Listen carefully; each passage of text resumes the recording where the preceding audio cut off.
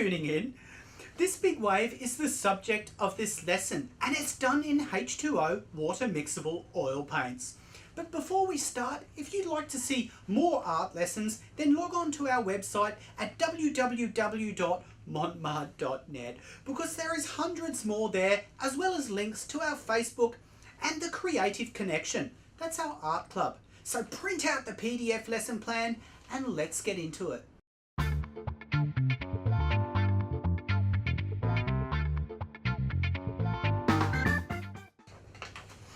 And the first step is to draw up the outline. Now you can find this outline in the PDF, it's the first image, and to draw it up I'm going to use a blue colouring in pencil because the lines will be less visible and there'll be a little bit of glazing going on in this project. So let's draw up our wave. I haven't put a lot of footage in of the drawing up, but just ensure you draw in the areas of where the seafoam on the top of the waves lie, the edge of the shore water, and get that horizon in the correct position.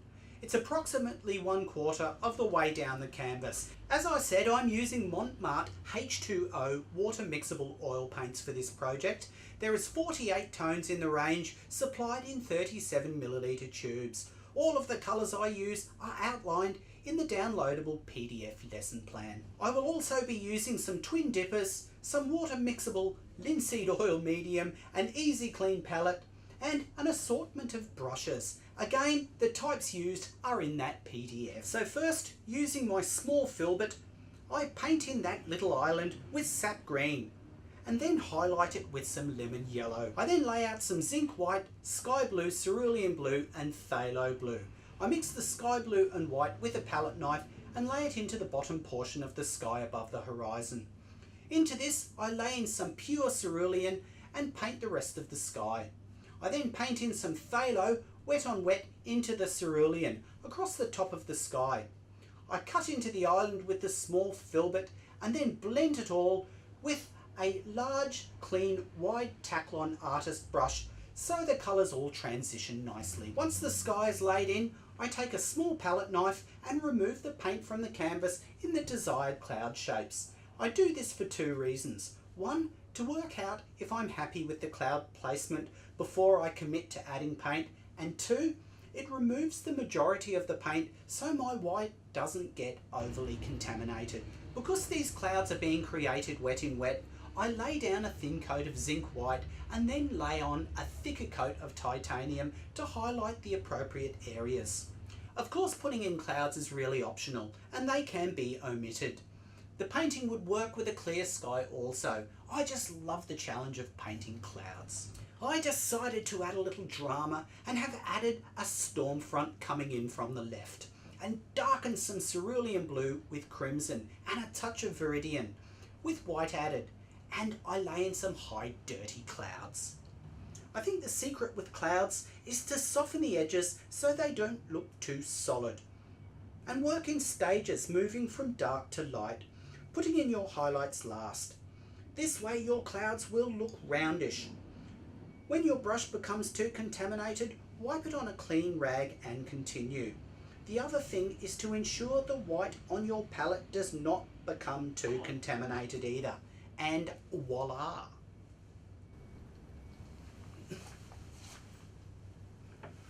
Okay, well the sky's in, and I'm quite happy with that. So now we get to put in our water, and we'll just be using phthalo blue straight and just block in the whole colour because we'll be putting the reflections in later. So let's get our phthalo blue on. Phthalo is a very deep tone and it has some translucence about it too. It looks dark, but I'll be laying in some light patterning onto it to suggest sky reflection. Of course, like the clouds, the reflection step can also be omitted. If you decide to omit this next step, maybe lighten the phthalo with a touch of white. Create a light grey and lay in a series of thin horizontal lines about 5mm long. This is a fairly laborious task, but the end product looks quite convincing. I suppose that's the thing about art. Sometimes the tedious stages have to be done before we can move on to the fun parts. Okay, let's move on to the wave. Lay out some titanium white, light green and some viridian and some cerulean. Make a mix with the white and light green and paint in the top part of the wave, around the foam. Mix in a little linseed medium so it flows nicely. Use a flat oil Taklon brush and try to follow the direction of movement. As I said previously, we will be glazing another green over the top of this tone, so don't worry if it looks a little flat. The white does that. When you get halfway down the wave, add a band of light green and viridian mixed in equal proportions. Blend this into the top green. I add a little ochre mixed into white next to that crashing part of the wave. This will suggest the sand that has been dislodged and is being sucked back into the wave. I then add a band of sap green mixed with ochre along the base of the wave and blend this in. I add some cerulean blue into the base of that wall of foam. This will suggest a shadow area. I then blend it all smooth with a dry clean brush. The smoother you can get this transition, the more effective the wave will look. I want to lay in a quick wash for the sand into the foreground, so I dip the large Taklon into some water, charge it with some yellow ochre and white and scrub it in. Water mixable oils can be heavily thinned with up to 30% water. This also speeds up the drying considerably. The last part in this underpainting stage is to blend the green into the yellow foreground. Well, that's nice and dry now, ready for the next touch. And for this next touch, we will be glazing the green of the wave, and this will give it real depth. To create my glaze, I'm using the Mont water mixable linseed oil. So let's get this next touch on. I create a mix of light green, viridian and a touch of cerulean, but no white. I mix in some linseed medium in with the paint so it is quite translucent and lay it on with a flat Taklon brush.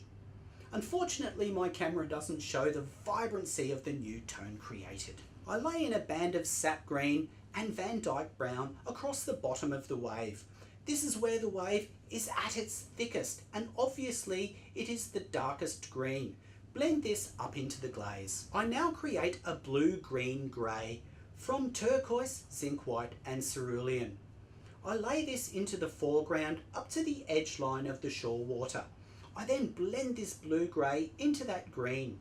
Ensure there is not too much of a demarcation between this tone and the darker green. Drag some of that dark green into the blue-grey, as some tone is required in the foreground shore water, as we will be laying in areas of foam on top of this water, and this underlying tone adds realism. I glaze in some more white and yellow ochre to give the sand a little more dimension. Add a little medium so a little of that underpainting is still visible. Into my ochre mix, I add some of that blue-grey and drag it in from the left side of the painting. So now for the seafoam, and this is the fun part, so let's create a grey and we'll lay that in. I make the grey from zinc white, black, crimson, green and cerulean, and a touch of viridian. Now, one would probably think that as seafoam is white, why would we need to add a base of medium grey? Well, yes, foam is white, but it still carries a certain volume. And to suggest volume, we need to think of the foam in mass. If it is just one colour, then the illusion of this volume is lost. Ensure the grey is applied sparingly, as we will be laying titanium white over the top and white becomes contaminated easily. Once the grey is on, bring the titanium white in. I think it's best to think of the foam like clouds in the way that they are roundish. When you have the general shape rendered, add some splashes with a fine tip brush. This is what gives the painting movement. Add some droplets, but remember not to make it too uniform. On creating droplets, I find the best way is to use a rigger brush and create a soupy mix. The viscosity of, say, cream. As you charge the brush, spin it as you drag it through the paint, and this will fashion the tip to a point, enabling fine droplet placement. Break the wave into areas and don't move on to the next area until the previous one is completed.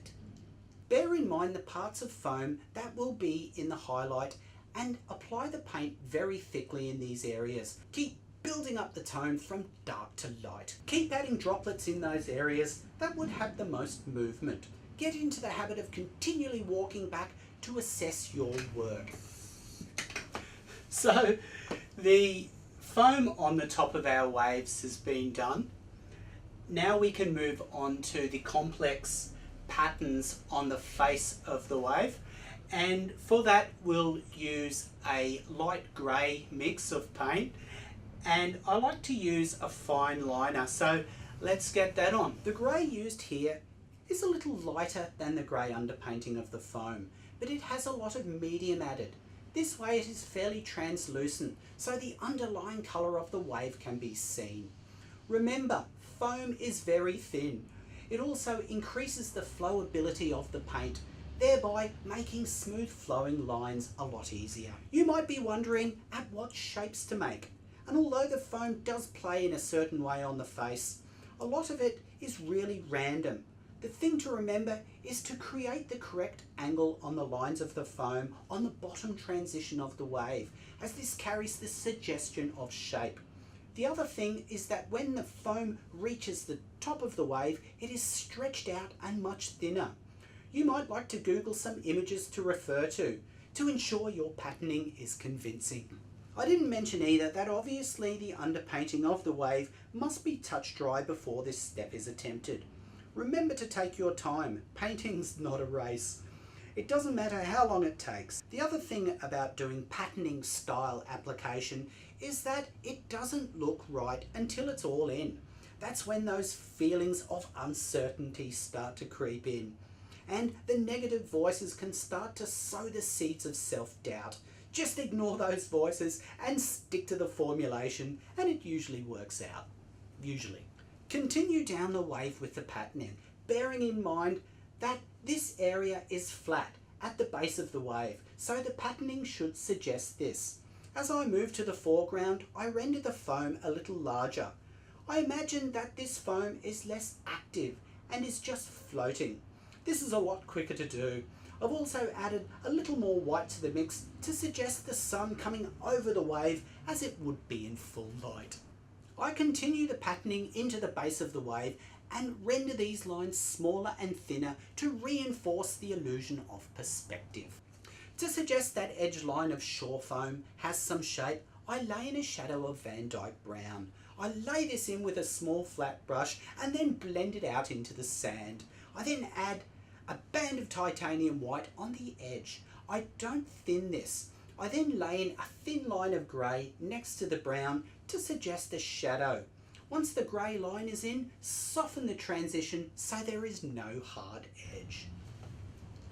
Okay, well once we have the shadow on the froth, the final step is to create some mist from the top of that froth, and we do that with an old hog bristle brush, the biggest one you can get, and you really do have to do this last because it gets absolutely everywhere, which is okay, but it makes working the rest of the painting harder, so leave it till last, and let's get this spray on. If you do have sensitive skin, it might be a good idea to wear some latex gloves for this stage.